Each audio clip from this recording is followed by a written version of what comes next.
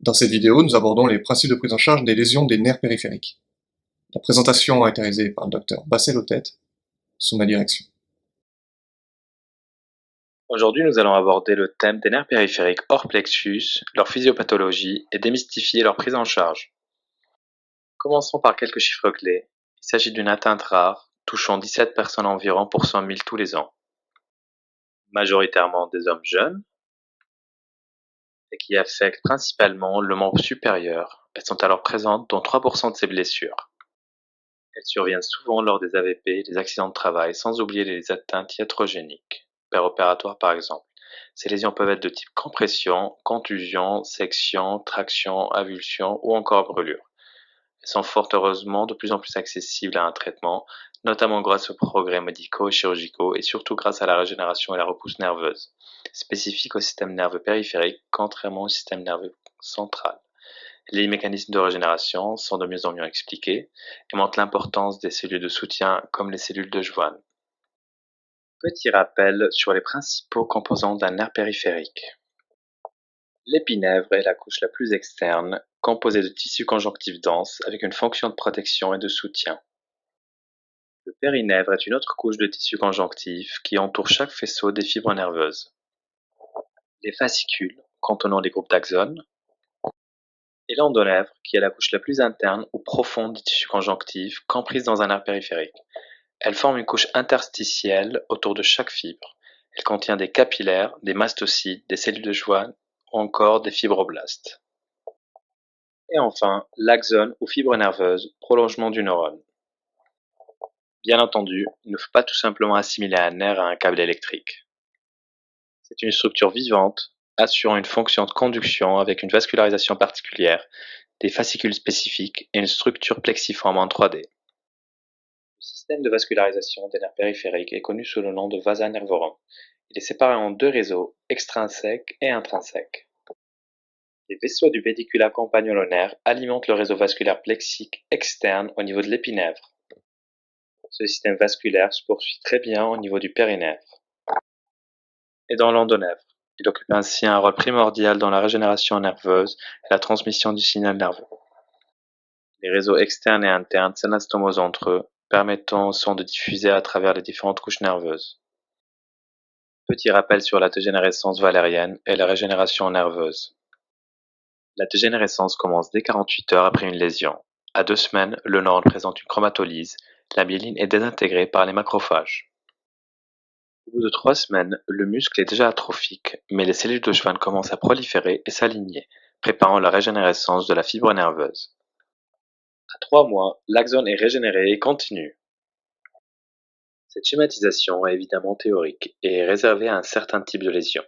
Selon le degré de la rupture nerveuse, le processus de régénération peut échouer et aboutir à la formation d'un moignon cicatriciel fibreux, le névrome. Ce cycle nous montre pourquoi il ne faut pas faire de MG précoce, qui sera difficile à interpréter tant la dégénérescence n'est pas finie, c'est-à-dire jusqu'à 3 semaines. Pour décrire une lésion nerveuse, la classification fonctionnelle la plus utilisée est celle de Seddon, orthopédiste anglais, publiée en 1943.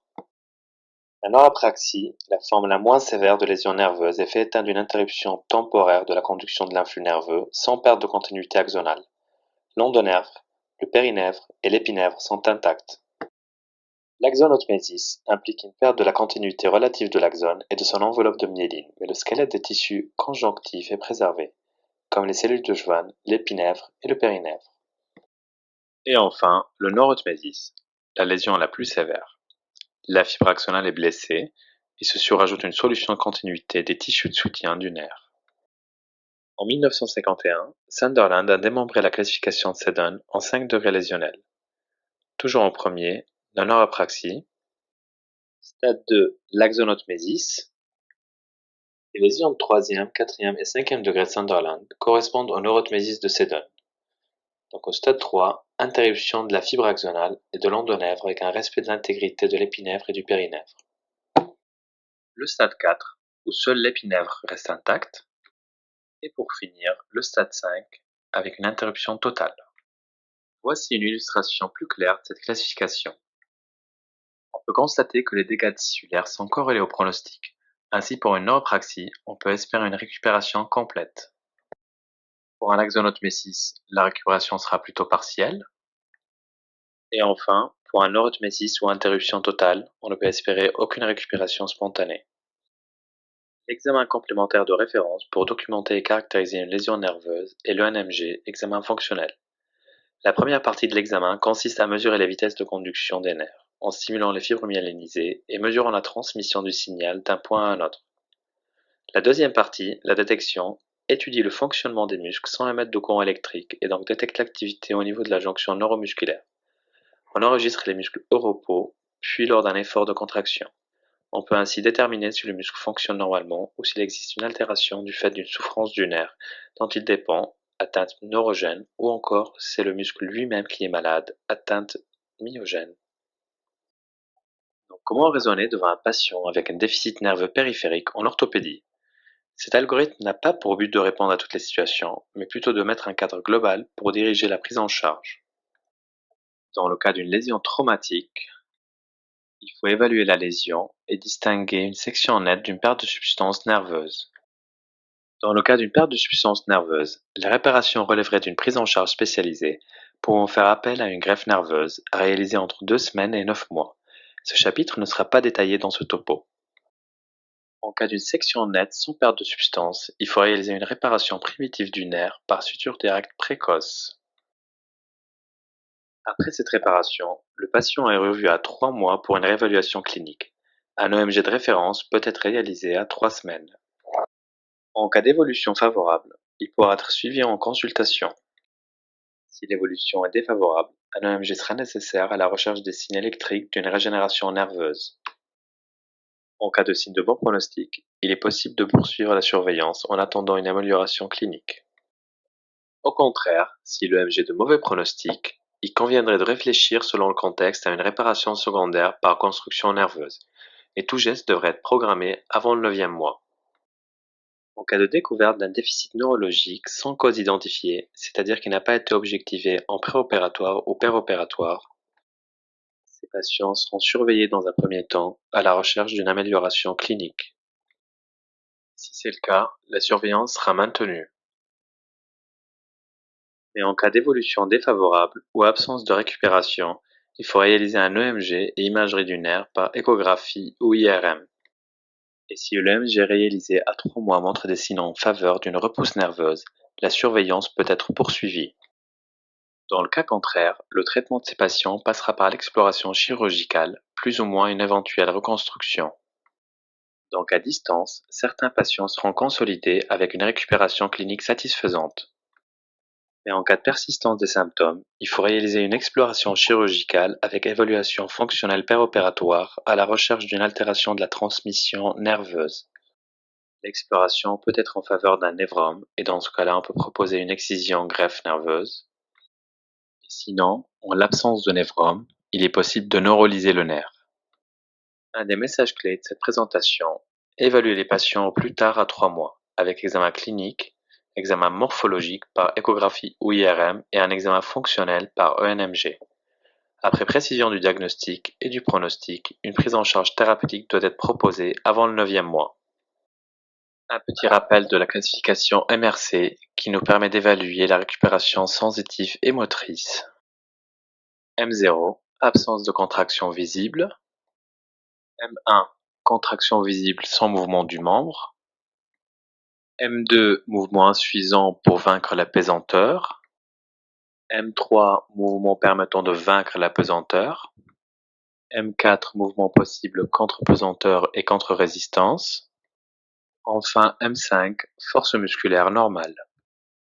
L'échelle d'évaluation sensitive avec S0, aucune sensibilité. S1, perception des stimulus douloureux profonds. S1+, sensation des stimulus douloureux superficiels. S2, perception de stimulus douloureux faibles et de certains touchés. On rajoute une hyperréactivité pour avoir le stade S2+. S3 avec une meilleure discrimination des 2 points sans hyperréaction. S3+, avec une discrimination encore imparfaite des 2 points, mais une meilleure localisation des stimulus. Et enfin S4 avec une récupération complète. Voici donc ces deux échelles qui s'avèrent très utiles à l'évaluation initiale du patient et pour le suivi. Petit focus sur l'intérêt de la neurostimulation péropératoire. Les électrodes sont installées de part et d'autre de la zone cicatricielle ou lésée.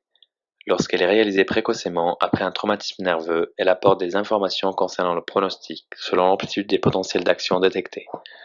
À distance du traumatisme, l'étude de ces potentiels d'action peut témoigner d'une repousse nerveuse d'un segment lésé. L'exploration péropératoire peut nous montrer un tracé normal, un tracé altéré ou pauvre, ou bien une absence de tracé signifiant une interruption du signal nerveux. Dans ce cas-là, à 3 mois, une nouvelle exploration peut être réalisée à la recherche d'un signal d'une régénérescence axonale.